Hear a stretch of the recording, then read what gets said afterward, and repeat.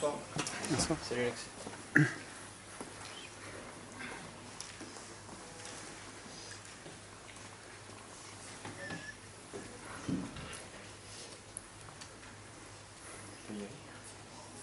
Alexandre, c'est une nouvelle fois la même histoire, c'est très pertinent dans le jeu, mais des erreurs qui vous coûtent cher défensivement. Exactement, c'est un peu l'histoire de la saison, ouais. Enfin tout du moins de cette fin de saison, avec des matchs au contenu intéressant, avec un plan de jeu où on avait décidé d'être un joueur de plus sur la largeur, parce qu'on sait que l'OM amorce beaucoup de ses actions comme ça. Puis l'idée c'était de profiter des ballons de récupération, ce qu'on a bien fait en première mi-temps, avec le but de Sima. Et puis on prend, c'est surtout ce deuxième but qui me dérange un peu, parce qu'on a le joueur marseillais qui rentre trop facilement dans notre surface. Après, quand il est rentré dans la surface, c'est difficile d'intervenir. Donc c'est vrai que c'est ces petits manques qui nous coûtent cher cette saison. L'égalisation aussi peut te perturber aussi un petit peu. Elle vient vite après l'ouverture du score. Ouais, elle vient trop vite. Elle vient trop vite, évidemment. On avait déjà quelques centres comme ça contre nous, hein, en ce début de match. Et puis c'est Alexis Sanchez qui plonge toujours bien dans le dos. On peut dire qu'on aurait pu couvrir mieux, mais c'est bien joué, le ballon est bien donné, dans le bon tempo. Lui, son appel, il est tranchant.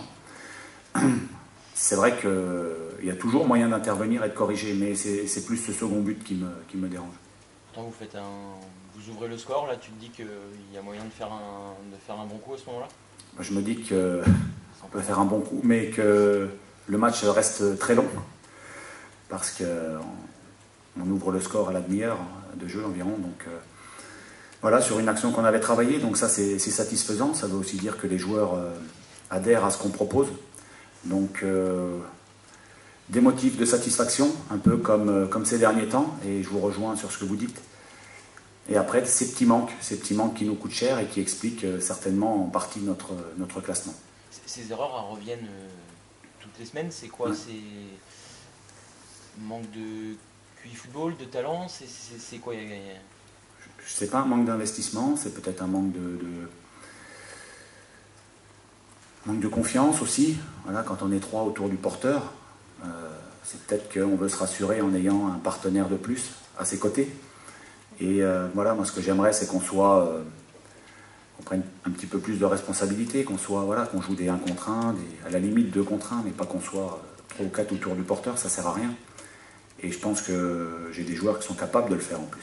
Mais certainement que cette saison, on a une saison difficile, hein, vous le savez, donc c'est certainement dans un petit coin de la tête à chaque fois. Et c'est vrai qu'on paie cash pas mal de situations comme ça. Vous avez été étonné par la composition de l'équipe de départ de l'OM, avec plusieurs choix différents des dernières sorties, justement? Très honnêtement, c'est pas celle qu'on attendait, mais on n'était pas plus surpris que ça, parce que l'entraîneur de l'OM change beaucoup ses compositions. Contre Clermont, il avait fait ça aussi, à intervertir les pistons, contre une équipe à 5 aussi. Donc nous, dans le vestiaire, on s'est dit que c'était certainement une compo comme ça qu'il allait composer. Donc c'est ce qu'on avait dit aux joueurs, certainement avec des pistons inversés, avec beaucoup de joueurs avec du talent offensif. Voilà, mais il fait un travail remarquable, et il change beaucoup ses compositions d'équipe. Il a beaucoup de variété dans le jeu, et voilà, on n'a pas été si surpris que ça, du coup, parce qu'il change beaucoup ses compos d'un match à l'autre. Il y a aussi encore ce petit coup du sort avec la main de Sima, ça fait partie de la saison, ça aussi. Ouais, c'est dommage, parce que ça clôture un peu le match, quoi. À 3-1, c'est difficile. À 3-1, pour nous, c'est difficile. Au Vélodrome, évidemment, à 2-1, il y avait encore un petit peu d'espoir. On a l'action avec Nian, le bel arrêt de Paul Lopez, même si je n'oublie pas que l'OM a eu plus d'occasions que nous, mais pour nous, ça nous permettait peut-être de revenir. Après, avec 2 buts d'écart, ça devenait trop difficile. C'est vrai que c'est revenu à de nombreuses reprises à notre rencontre depuis le début de saison. La VAR, c'est sûr que nous, comme on est condamnés, c'est évidemment pas souvent en notre faveur, même si je pense qu'il y a main de Sima. À Rennes, quand on égalise à 3-3, c'est une petite main de Baouya alors qu'il est poussé, qui est signalé et on nous enlève le but.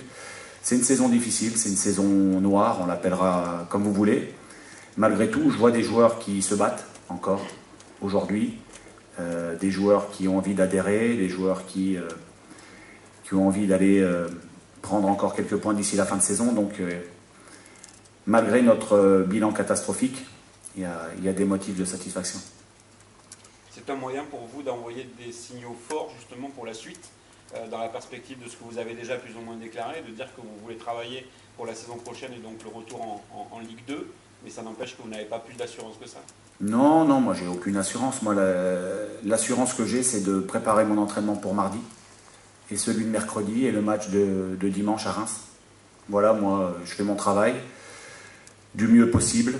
Je m'investis pour préparer aussi l'avenir en lançant des jeunes. Alors, le petit Kalumba ce soir, c'est pas son meilleur match, mais c'est son 7e match d'affilée en Ligue 1, donc on prépare aussi la suite. Après, moi, je suis très tranquille par rapport à ça. Il y aura une décision qui sera prise de la part du club. Il faudra aussi voir quel est le projet. Quel est le projet, avec qui, quels hommes, quels moyens. Il y a encore beaucoup de choses à évoquer avant de prendre une décision. Donc évidemment, moi je suis coach en place, donc je fais peut-être partie de la liste. On verra.